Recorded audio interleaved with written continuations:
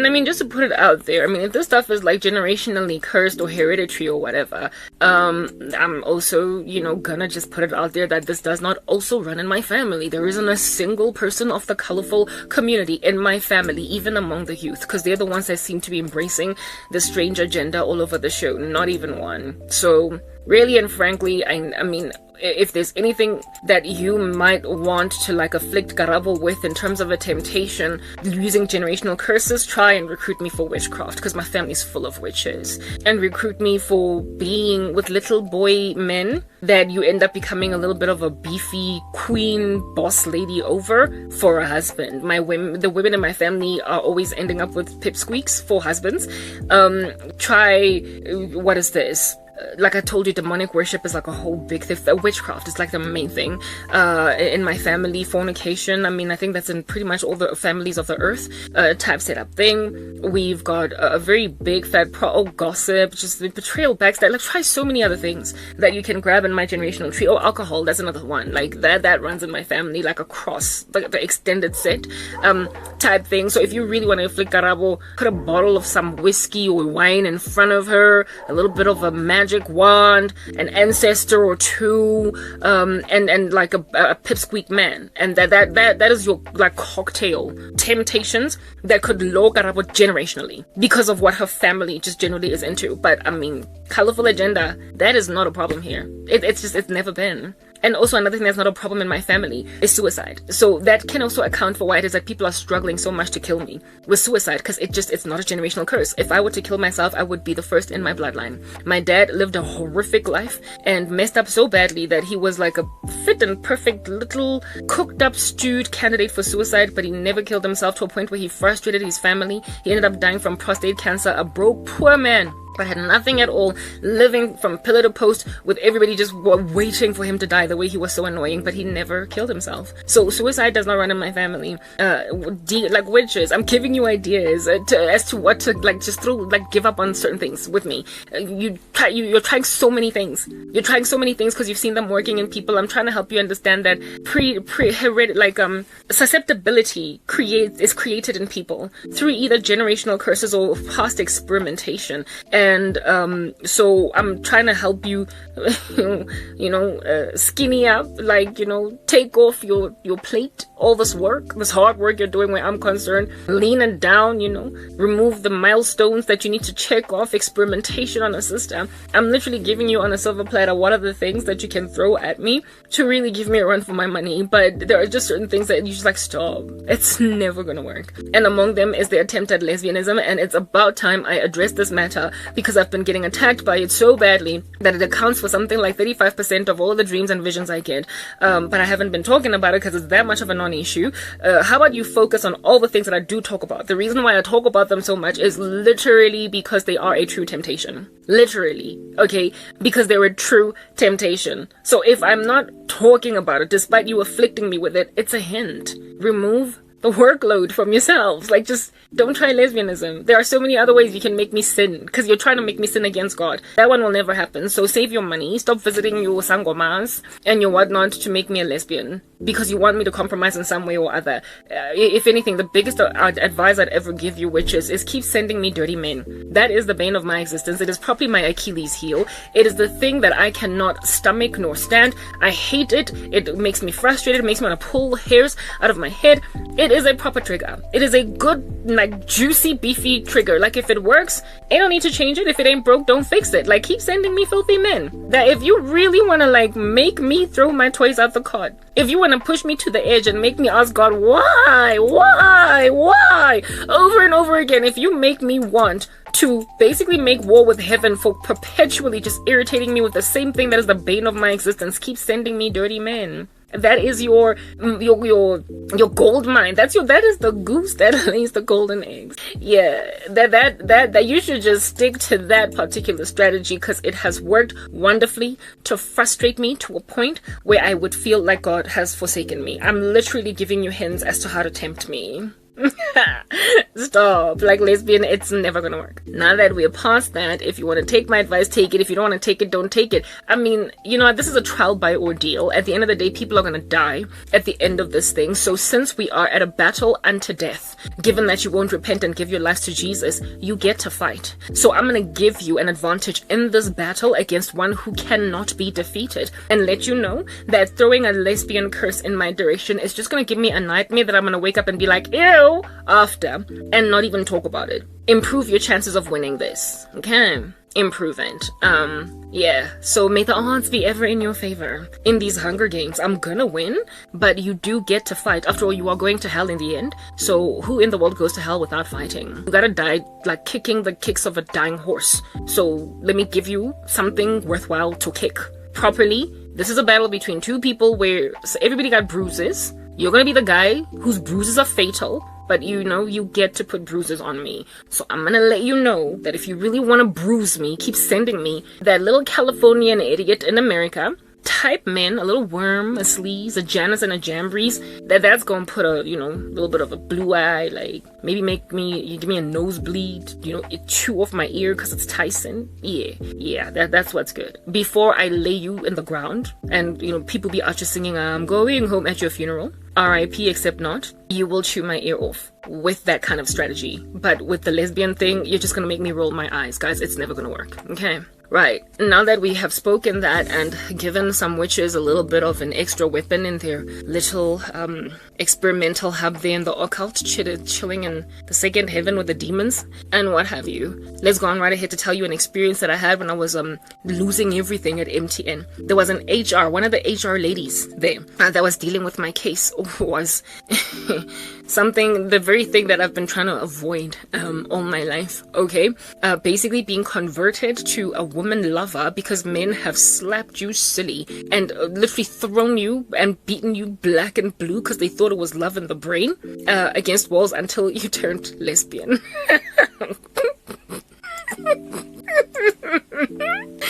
One of the HR ladies dealing with my case that persecuted me was converted to lesbian experimentation or bisexual, whatever she wanted to call herself. Frankly, I don't care.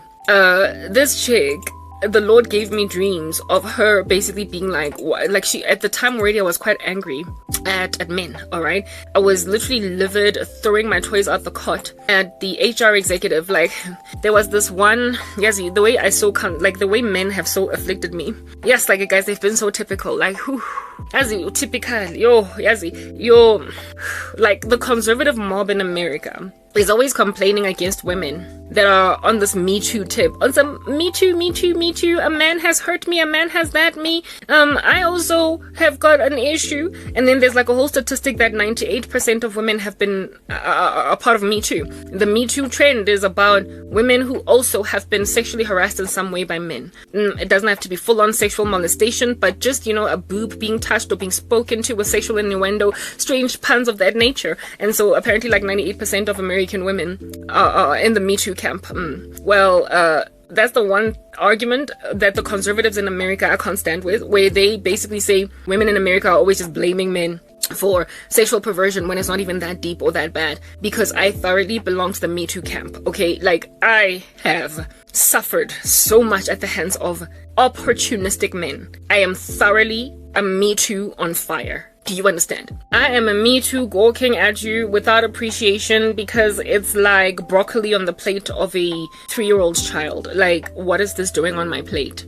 That's the kind of Me Too I am. The human resources executive at MTN tried to flirt his way out of my case, going anywhere. And I, for the life of me, got so irritated with that. Then, when I was busy sending emails complaining about my case, I had some male respond to me by saying, come on, the issue, like, understand, I'm losing my job, I'm losing everything I've ever worked for as a woman, I'm basically talking about very serious issues. And some dude who I don't know, but I can see the name there is a guy, responds by saying, come on, relax, and besides, I'm a fan. Basically suggesting that I'm doing OnlyFans here, but like for work. So me throwing my toys out the cot was attractive to this man, to a point where he decided he's gonna flirt flirt with me. Then yet another experience I had where some dude, I'm busy literally logging a case complaining about mistreatment on my person, and he decides to respond to me privately and not to everybody, saying, you can talk to me. Just, what's up, babe? Are you good? Yes, men, they saw a woman in distress and they imagined damsel in distress, and they decided to respond to me in a way that suggested, you just needed to be cuddled, you just need to be hugged, you need to be kissed, you need to have somebody stroke your cheek and say it's gonna be okay. Are you freaking serious? My whole career is on the line and I need you to stroke my cheek? Is that what's going on? That's like it, guys. Lord have mercy. I have been Me Too'd in the worst way. So I was complaining in my emails, go MTN, about all of this lewd male activity going on, trying to capitalize on a woman throwing her toys out the cot because HR is messing up her case. And my email, even though this woman was actively persecuting me with the company that she worked for, that used to be the company I worked for, MTN, she could relate. I was crying about the response of the men in my case. How it is that they were literally flirting with me. I found it inappropriate and it was disgusting. And the Lord then gave me a dream of this woman basically looking at me on some, why then are you still so busy with men? Like, don't you see they're a waste of time? I was like, she was really beautiful, this chick. And she was one of those black girls that have a whole bunch of attitude when you're walking around all over the show. I never would have imagined that she'd been won over for the other side. But apparently this woman was so angry. And the Lord showed me that she is not only she's got a live-in boyfriend, but she was so mad at him and had been with him for so long that she thoroughly had a whole full-on thriving relationship with a woman. And this boyfriend of hers that she lived with believed that the woman that she was always spending time with was her best friend. The woman she had been spending time with was her best friend, right? And that's what was going on. And this woman developed a crush on me because of the fact that I was relatable. The two of us were mad at the same things. We were trying to talk serious matters and guys were busy flirting with us. And she was like, as in, I might be an MTN HR person and I need to be professional in basically getting you fired without cause. Maralana, you've hit a nail on the coffin.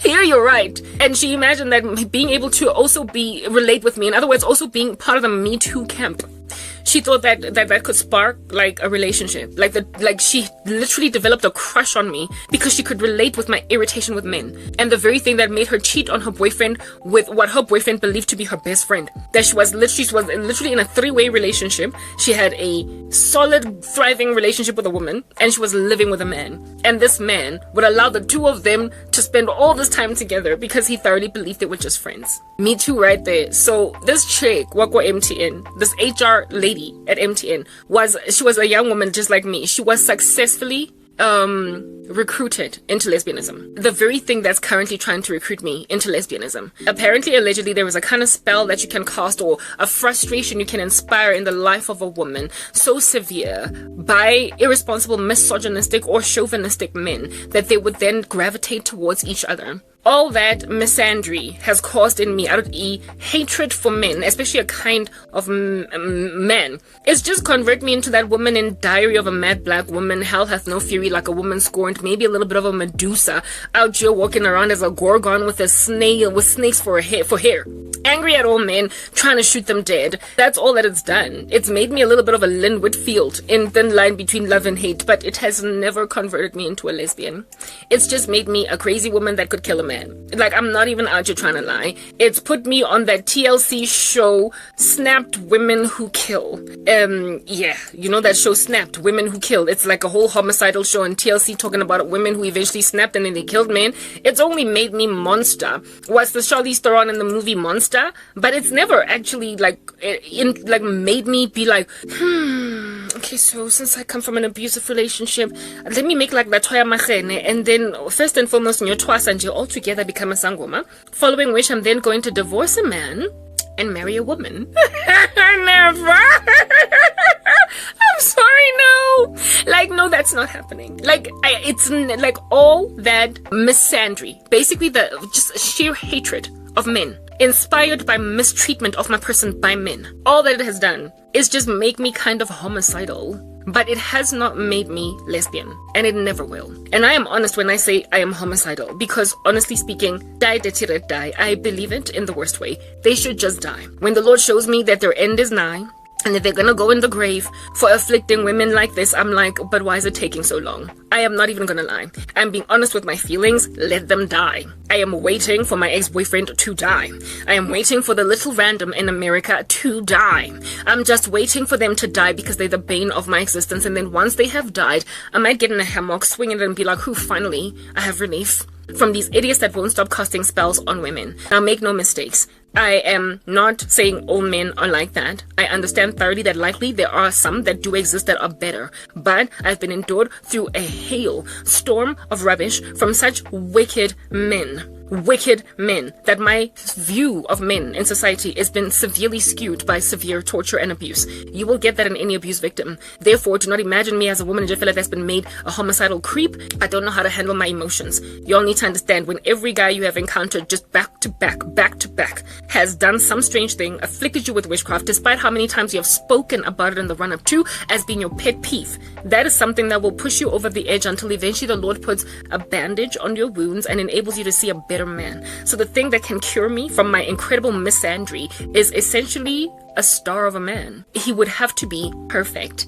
And at this point, that is Jesus. If at all it is a human being, it would have to be a man that would have to deal with my PTSD until I'm cured. Because I have only ever been endured for literally an entire decade.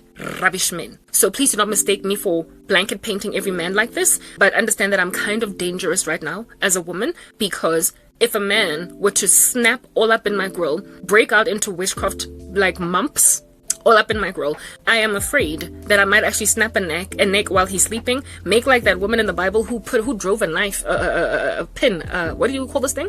A nail into the brain of some guy that had to die, and then go and celebrate and say, ooh, I killed a man. There's a Jael or whatever in the Bible that killed like some dude, and the battle basically was given over into a woman's hand. You know the story of Deborah the judge? Yeah, that's how I feel right now. Such men as the ones that have endured me through this rubbish, and the kinds of men that have also endured the woman at M10 who was turned into a lesbian because of such men. They need to be rescued from these men without turning over to the devil and worshipping lesbianism, but rather trust the Lord to ultimately drive a nail into the head of the perpetrator guy. And I've only ever been endured through these perpetrator men, so the only way that I can never be cured out of this is, like I said, by the perfect man who is Jesus. And secondly, if at all he were to raise up a man that would be patient enough to deal with the fact that I've got PTSD, and frankly in the middle of the night, if at all he is my husband, he might just wake up with a pan on his face, because I paranoid like proper woke up in the middle of the night thinking that the man in bed with me is trying to rape me, and then I just wham him with a pan, and it's like, oh, but why'd you do that? Oh, sorry,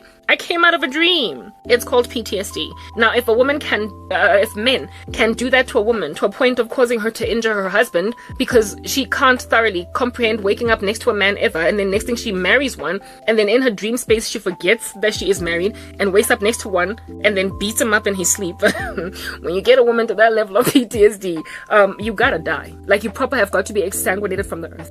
Like I said, do not mistake my misandry for just a generalistic view of men. I've only ever been endured through these kinds of randos, and my sentiment concerning them is die, dirty rat, die. However, let me just put this out there. That female from MTN, that HR lady from MTN, the thing that she is, I communicated it, I let you guys know, because it's the only case that I observed that God showed me of a woman that was converted to lesbianism by mistreatment by men. South Africa is a country just teeming at the folds with gender-based violence. I also saw an article written on Quora Digest where a woman was like, I just cheated on my husband out of revenge and it feels good. Why? I cheated on my husband because out of revenge and it feels good. Why? Like, when women start to act like men, like the world is over. Do you understand? Where you're gonna go and sleep with the whole town because your man has slept with the whole town. We don't get to do that, but women don't care about that anymore, because literally we are being handed our faces in bad, horrible men that are converting us into little brute beasts too. Like, when the gentleness and tranquility of a female in society is taken out, and now Latoya is busy marrying some butch-looking lesbian chick, like, aye, Joe, something gotta, be decimated over there. and I just feel as if the Holy Spirit is the only way out.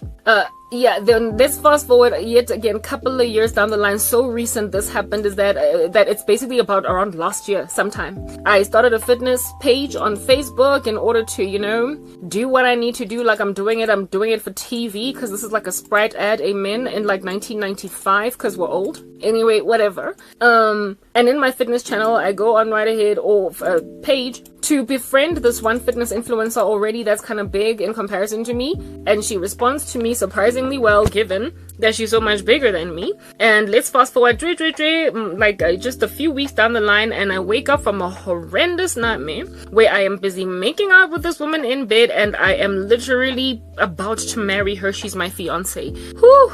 This woman went and cast a spell even on my fitness so that I don't go anywhere that I might lean on her. She is from Zimbabwe or Swaziland, one of these countries in Africa that have outlawed homosexual marriage. And she imagined that she can move to this, like, you know, hell hath no fury, like a woman scorned country, South Africa, that has got no rules at all. Everything just goes out here. It is properly like the hometown of Aleister Crowley. Yeah, if you can just move to South Africa, you'll be able to marry whoever you want, abort however many babies you want. Just go to South Africa to commit as many crimes against God as you want to do. So this lady figured that her solution out of the Zimbabwean tyranny or Swazi tyranny, wherever she's from, is by marrying a South African. And when she found me, she thought I was pretty.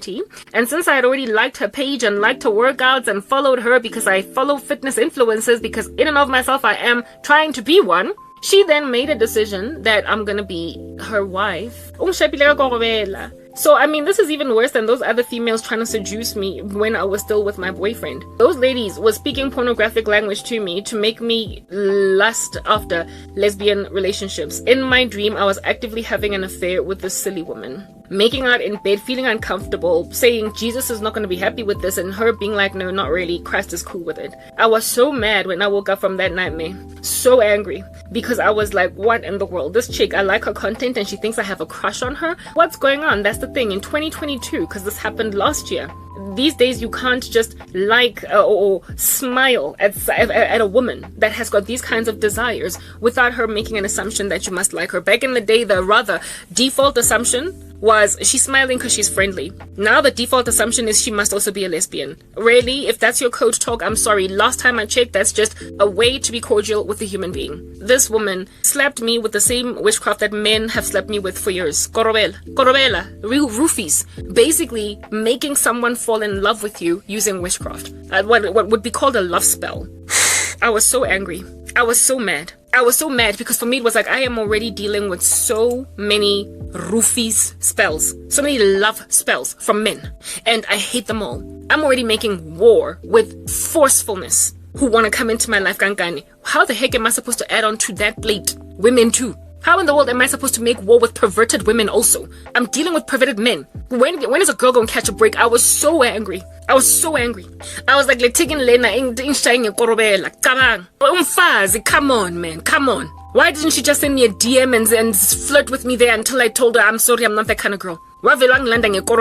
Expecting I respond to her by saying I want you back. Come take me now. Start growling and stuff. Just like it, guys. Anyway, whatever, that's what happened last year. So it turns, and you know what, throughout my journey, suffering like this at the hands of men, I told you about 30 to 35% of my dreams. Lesbian suggestion. I've been ignoring them. I've been dreaming this stuff, but now I'm talking about it because I finally dreamt about it again last night. Where this time around I was at a DVD store. Like, who in the world is still getting DVDs? But anyway, whatever. You know, witchcraft is all about having things be very backward. If you're dreaming about old school stuff, then you know kilitar. I was trying to get DVDs at a DVD store. Why under even I would even be there? And the consultant that was working there, the sales clerk, like the employee, the staff member at the DVD like movie rental, basically, outlet. That lady over there, it was this one young, what looked like a Gen Z chick, okay, white girl. And she was like flirting with me in my dream, you know, and I could tell that she was flirting with me. However, flattered. I was flattered that, first of all, this very young Gen Z lady likes me. So it's like being flattered as a 39-year-old woman that a 23-year-old guy thinks you're hot. I mean, yeah, that's flattering. Because you feel like, oh, I must look so young that young guys still think I got it. Yeah, I was apparently allegedly supposed to respond to this Gen Z flirting lesbian the same way I would react to a Gen Z flirting straight guy. Like if a straight dude at a bank. I've been praised before by little kids at Ekostana Bank. One time I went there and some teller told me, oh my goodness, you look 19. I would never ever believe your ID number. And I stood there giggling. I was like, stop. He was a guy. It's how you react. When guys flirt with you, you get flattered. Okay, on some, I still got it. But when a woman does it, it's kind of insulting. And here it is that this little white girl working at the DVD store in my dream was flirting with me, and I reacted to that flirtation by a young person the way that I would react today as a 39-year-old woman being flirted with by a little boy. I would be flattered that he thinks I'm still so fly, that I'm worthy of his perusal of me. Even though I would not humor it, because he is so young, I would nonetheless be flattered. Because I still got it, you know what I mean? Yeah. I literally reacted that way in my dream. I always, in these lesbian suggestion dreams, react that way. I always react positivity to the lesbian activity. And then I wake up all grossed out and upset that why are you shoving this down my throat? So, you know what? It's time to talk now. It's time to talk. Let's just say this one last time. I don't have this temptation. It is not a gate that is open. I'm mad at men to a point of even being homicidal. I will admit at least that much. I can't stand them. I am properly out of my mind, like disinterested in men at the present moment because they have grossed me out with how unintelligent they are in their pursuit of women, since they have not allowed themselves to be trained in the art of pursuit of a woman by God, given that they have trusted Satan to help them along.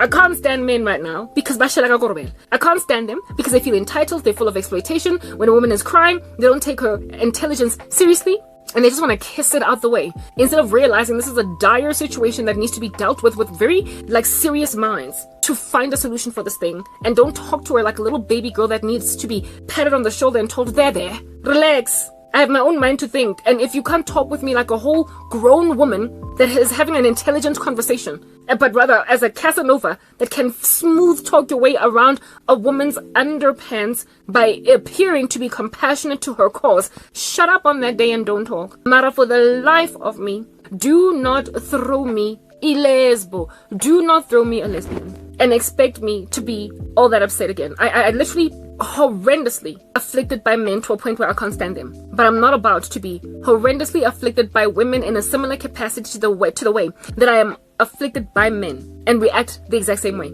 The irritation I currently feel for women is their apathy, their nonchalance, like what I spoke about my mom, making like Sophie in Kill Bill, being on a phone while her daughter is dying. That's the kind of irritation I have towards women. How dare you leave me at the hands of these menacing beasts all over the show that are exploiting the circumstance. These idiots all over the show that are busy cursing me, casting spells, trying to get me by force, using amakorobela. It is because you have abandoned me as a woman that I am at the mercy of such creepy, perverted men. That is the irritation I have with women right now. It's not the same as that which I have for men, because women are hurting me in a different way from the way that men are hurting me. Men are hurting me typically in a perverted sense, sexually very aggressive. Women, it's their apathy. So when a woman is acting more like a man, I'm sorry, you're anomalous, you don't qualify, you're not in this radar, you're not even a bleep on it, you don't count, so much are you disqualified that you don't even get mentioned, even though you literally are reigning terror as a cast member that is always featured in my shows, in my dreams and my visions. I will not even talk about you. So females who have a crush, step away or repent. Men who think that you can make me sin somehow. Hey, sorry man, I'm sorry. That couple lesbian, I told you, men, your best strategy is to keep on doing what you're doing. It ain't broke, don't try to fix it. We're at a trial by ordeal. Ultimately, you're gonna end up dead. But you know, because you're gonna end up dead, you get to fight for your life by punching me in. And the way to punch me in is literally slap me with Korobela. I will cry and scream the same way I keep screaming and crying every time Korobela comes my way. Every time a man very typically does a strange man thing, every time they're being misogynistic and chauvinistic, they will just, increase my fury and make me wish they were 6 feet under, mess with my Christianity, all that jazz proper, cause me to long for and salivate after the blood of this random buffoon. That's how you try to come at me, men. Don't try to make me compromise on the Lord's ways.